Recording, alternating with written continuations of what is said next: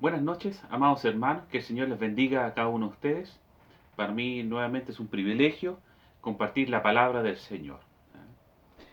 Amados, quiero compartir un mensaje eh, para que podamos tomar conciencia que los tiempos que estamos viviendo son los últimos. Y por ende debemos estar siempre velando, debemos estar preparados y siempre tomados de la mano del Señor. Vamos a leer ahí en el Evangelio de Mateo, capítulo 24, verso 37. La palabra del Señor dice así: Mas como en los días de Noé, así será la venida del Hijo del Hombre. Para poder contextualizar, ¿ya?, las palabras de Jesús, debemos irnos a los primeros versos de este capítulo para entender a qué se refería el Señor diciendo: más como en los días de Noé, así será la venida del Hijo del Hombre. El verso 3 de este mismo capítulo dice: Y estando él sentado en el monte de los olivos, los discípulos se le acercaron aparte, diciendo: Dinos, ¿cuándo serán estas cosas? ¿Y qué señal habrá de tu venida y del fin del siglo? La respuesta del Señor Jesucristo la encontramos en el verso 26 de este mismo capítulo. Dice: Pero el día y la hora nadie sabe, ni aun los ángeles de los cielos, sino solo mi Padre. Nadie sabe el día, la hora en que el Señor vendrá por segunda vez. Pero el Señor Jesús sí menciona señales, ¿ya?, que nos ayudarán a poder entender que la venida del Señor está pronta. ¿Y cuáles son esas señales? Bueno, las señales dice que más en los días de Noé, así como en los días de Noé, así será la venida del Hijo del Hombre. Entonces, para entender qué sucesos deben acontecer, qué cosas deben, entrar a escena para nosotros entender de que la venida del Señor está pronta, dice que tenemos que ir al primer libro de la Biblia, el libro de Génesis, porque es ahí donde encontramos qué es lo que ocurría en aquel tiempo, en los días de Noé. ¿Te recuerda la historia de este varón de Dios, en el cual Dios le manda que hiciera un arca para poder, ¿cierto?, salvarse de aquel diluvio, ¿cierto? Entonces, tenemos que dirigirnos a Génesis, específicamente los capítulos 4, 5 y 6, para que podamos ver cuál era el escenario, ya que se presentaba en aquella época y qué es lo que gatilló que el Señor, emitiera un juicio a través del diluvio y se salvasen solamente 8 personas, ¿ya? Entonces, debemos dirigirnos a estos capítulos para tener más información y poder comprender a qué es lo que el Señor Jesús se refería. ¿Qué sucesos ocurrieron en los tiempos de Noé? Partamos por el capítulo número 4. El primer suceso que debemos considerar es que la gente ya profesaba conocer a Dios, pero sin embargo no tenía convicción de pecado. O sea, su corazón no había sido regenerado y tampoco manifestaba una fe genuina a las palabras y los mandamientos de Dios. En Génesis 4, el verso 3 al 5, nos da un ejemplo. Y aconteció andando el tiempo que Caín trajo del fruto de la tierra una ofrenda a Jehová, y Abel trajo también de los primogénitos de sus ovejas, mas de lo más gordo de ellas trajo Abel. Y miró Jehová con agrado a Abel y su ofrenda, pero no miró con agrado a Caín y a la ofrenda suya, y se ensañó Caín en gran manera y decayó su semblante. Aquí vemos dos hermanos, uno trae una ofrenda, el otro trae otra ofrenda. Pero sin embargo Dios miró a una con agrado, que fue la de Abel. Abel trajo de su ganado, trajo lo mejor a Dios. Pero sin embargo, Caín presentó, ya él era agricultor, trajo, cierto, del fruto de la tierra y lo presentó a Dios. Hay diferencias de quién entre las personas que ofrendan o traen ofrenda a Dios, ¿pueden haber diferencias? Claro que sí. ¿Qué es lo que marca una diferencia? El Hijo de Dios. El Hijo de Dios trae una ofrenda y reconoce a Dios primeramente en su vida y sabe de que Él proviene en todas las cosas. Y entiende, ¿ya?, que uno se acerca y ofrenda a Dios a la manera de Él y no a la manera de uno. Nosotros no podemos actuar de acuerdo a lo que nosotros creemos o pensamos, sino debemos actuar de acuerdo a lo que Dios estableció en su palabra. Debido a esto, conocemos el desenlace de esta historia, ¿cierto? Caín se ensaña, dice, y mata a su hermano. Caín fue el primer homicida, ¿ya?, en la tierra, porque asesinó a su hermano. ¿Por qué? Porque no conocía a Dios realmente. Si hubiese conocido a Dios, entendería que el hombre fue hecho a su imagen y semejanza, ¿ya? Y el único que puede quitar la vida es Dios. Pero, sin embargo, Caín, ¿cierto?, eligió el camino de la desobediencia, del pecado. Y eso desencadenó en el primer homicidio. Hoy en estos tiempos debemos entender, y yo creo que también, de que son tiempos difíciles, donde hay tantos homicidios. Vemos en las noticias mujeres que son asesinadas, niños que son asesinados, personas por un vehículo, por un auto, jóvenes, eh, y tantas cosas a veces por un celular, matan a otra persona. Entonces, estamos viendo esta primera, ¿cierto?, suceso que nos dan una noción de que la venida del Señor está cerca. El asesinato, ¿ya? Muchas muertes. Segundo suceso que debemos considerar, ¿ya?, para, para poder saber si la venida del Señor está cerca, es que se casarán varias veces. Hoy, mis hermanos, más que nunca, vemos un aumento sostenido en los divorcios, ¿ya?, en las separaciones. Y esto también se daba en la humanidad antes del diluvio. Ahí en Génesis 4, el verso 19, dice: y Lamec tomó para sí dos mujeres. El nombre de una fue Ada y el nombre de la otra Sila. Dios, que dijo: dejará el hombre a su padre y a su madre y se unirá a su mujer. Estos dos, dice, serán uno, ¿ya? No dijo búscate dos, tres mujeres, cinco, siete mujeres, ¿ya?, y forma una familia. Aquí vemos el primer bígamo, ¿ya?, que empieza a romper el, digamos, el formato o la orden de Dios con respecto al matrimonio. Y lo vemos hoy día esto, ¿ah? ¿No le parece familiar?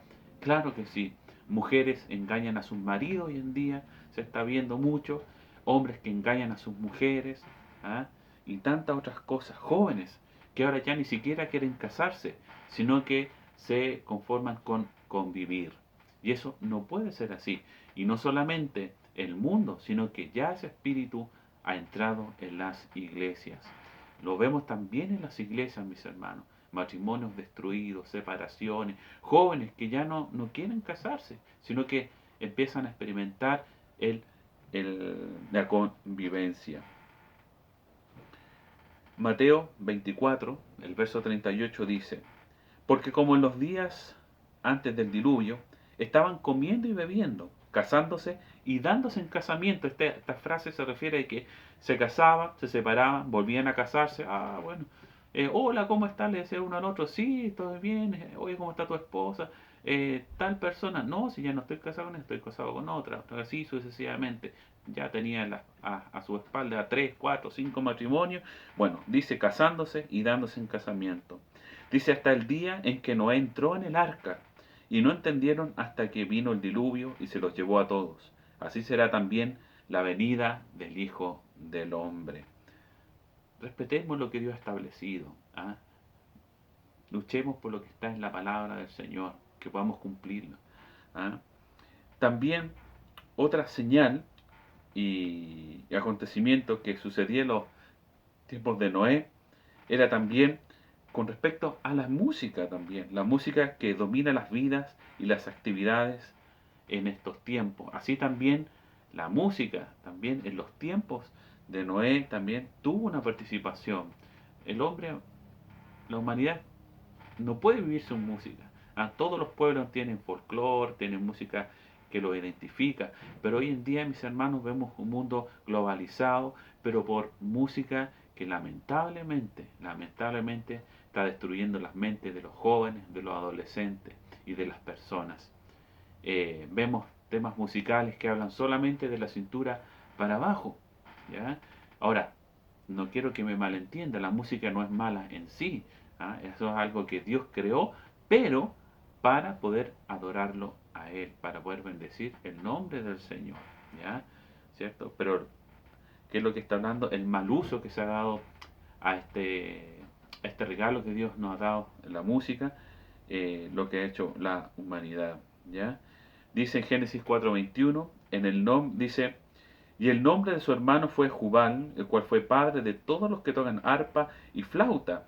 Él, ¿cierto?, fue el padre de muchas generaciones que fabricaron instrumentos. Y obviamente los instrumentos acompañaban diferentes rituales, diferentes fiestas, actividades de la vida cotidiana, como el día de hoy. Usted ve un réclame, ¿cierto? Un réclame siempre va acompañado con un acompañamiento de música. Usted ve una película, está acompañado por música, ¿ya? Todo, ¿cierto? Se va complementando por medio de la música. Pero hoy vemos que la música se le está dando un mal uso, no el debido. Y nosotros como creyentes debemos darle un buen uso a este regalo de Dios. Por ejemplo, en Amós 5:23, dijo el Señor a los cantores, quita de mí la multitud de tus cantares, pues no escucharé las salmodías de tus instrumentos. Mis hermanos, cuando nosotros alabamos y bendecimos al Señor, tiene que ser con un corazón sincero, presentarnos bien ante el Señor. ¿Y a qué me refiero con esto? Que no podemos ser cristianos que llevan doble vida, amados hermanos, que hoy se está viendo mucho. Cristianos evangélicos que llevan doble vida. Son una cosa en el templo, pero fuera son otras personas, ¿ya? Totalmente diferentes. No hay una diferencia entre el que conoce y no conoce al Señor. Y eso no debe ser así, porque el Señor, ¿cierto? Al momento que su pueblo se reúne y cantamos, ¿a cuántos de nosotros el Señor realmente oirá y recibirá su alabanza? Dios nos conoce, Dios conoce nuestro corazón, nuestra vida. Donde quiera que vayamos, Dios está ahí presente, está escuchando, está viendo todo lo que nosotros hacemos. Y Dios le dice a estos cantares, dice, quita de mí esta multitud de cantares, yo no los voy a escuchar. ¿Y por qué no los voy a escuchar? Porque muchos, su corazón estaba alejado de Dios. Mire, podemos aparentar muchas cosas, amados hermanos. Podemos aparentar, podemos engañar a otros, pero a Dios no lo podemos engañar. Y siguiendo este mismo contexto de la música, Amós 6:4 dice, duermen, dicen, carmas de marfil y reposan sobre sus lechos, y comen los corderos del rebaño y los novillos en medio del engordadero. Mis hermanos, cuando la música, ¿cierto?, se transforma en un negocio, por ejemplo, estos artistas seculares que ganan pero millones y millones de dólares, una industria que da muchos millones, y cuando vemos que cómo el mensaje que transmiten a la juventud, a las personas, mire, si usted le pregunta a un joven, a un adolescente, tienen un referente, oye, yo quiero ser como este cantante, se visten como ellos, actúan como ellos, incluso empiezan a hacer lo que ellos hacen. Y lo que ellos hacen siempre, generalmente, está alejado de lo que ha establecido el Señor. Y eso también se ha tratado de introducir en la iglesia, y de hecho se ha introducido, y eso no podemos hacer vista gorda. Debemos pensar de que la alabanza es solamente para Dios, no es un show, no es un concierto para ningún hombre, sino que es una alabanza, adoración solamente para el Señor que nos ha salvado. Y vemos hoy en día, mis hermanos, que la música gobierna y cómo persuade las mentes de los jóvenes, y tanto daño con mensajes, mis hermanos, sexuales, con mensajes, mis hermanos, al engaño, con mensajes, mis hermanos, digamos, incitando a las drogas y tantas otras cosas, mis hermanos, que está destruyendo a nuestros jóvenes. Y eso lo estamos viendo hoy día. Otro es un falso avivamiento, creer en un falso avivamiento. ¿A qué con esto? No creamos, mis hermanos, que un avivamiento tiene que estar toda la iglesia, mis hermanos, quizás levantando las manos, quizás eh, glorificando al Señor.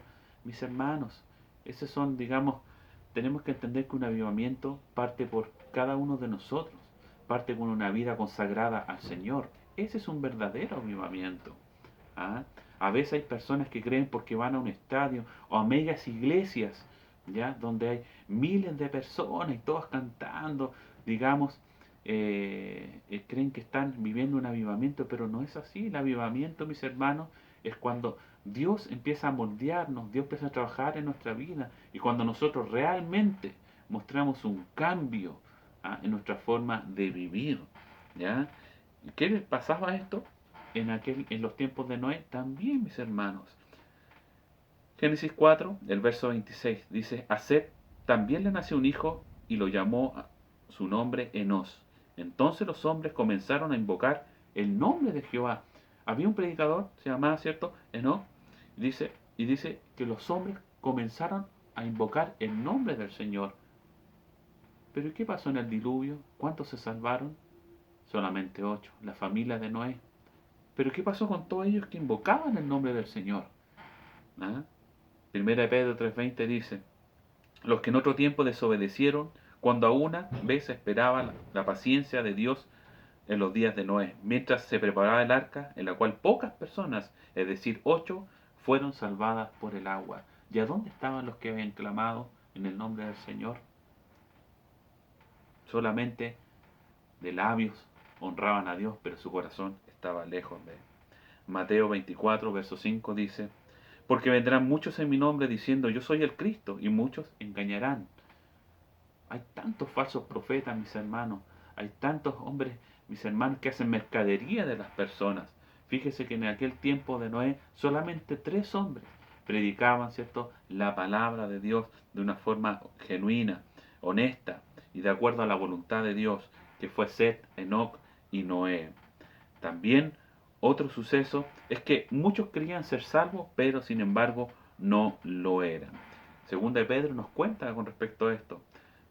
Segunda de Pedro 2:1.